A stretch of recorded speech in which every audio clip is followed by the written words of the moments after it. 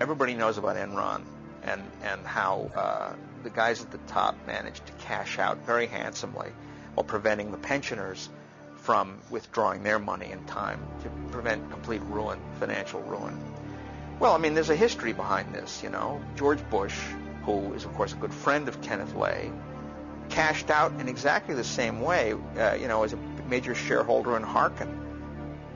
According to the Center for Public Integrity, George Bush served on the Harkin Energy's board and was able to realize a huge profit of $848,000 by selling his stock in the corporation. Harkin had concealed its losses by selling some of the firm's assets to a group of insiders and declaring a profit. Shortly after he sold, the stock price plummeted.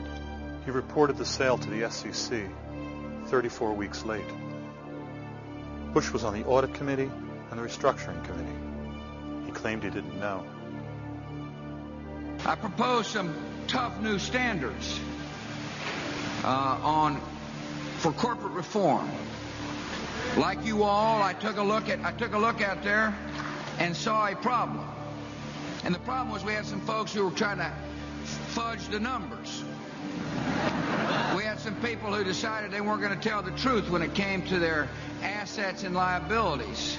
The Harkin inside trading story was reported by the Center for Public Integrity 7 months before the presidential election, but the mainstream media chose not to report the story.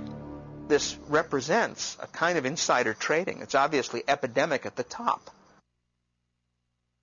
In the 2000 election campaign, the mainstream news media hinted that Al Gore was a liar. At the same time, the press ignored or glossed over serious questions about George Bush. From repeated allegations that he had gone AWOL to inside trading. Is there a connection between Bush's avowed policy to completely deregulate big media and their see no evil news coverage? Call it a coincidence. You know, they'll cover whatever they damn well please, and it's not going to get in the way of the bottom line. It's not going to cost a lot of money to produce, and it's generally not going to upset the powers that be, of which they are a major part themselves. And that's where we are as a country, and it's really grim to watch. It's very depressing.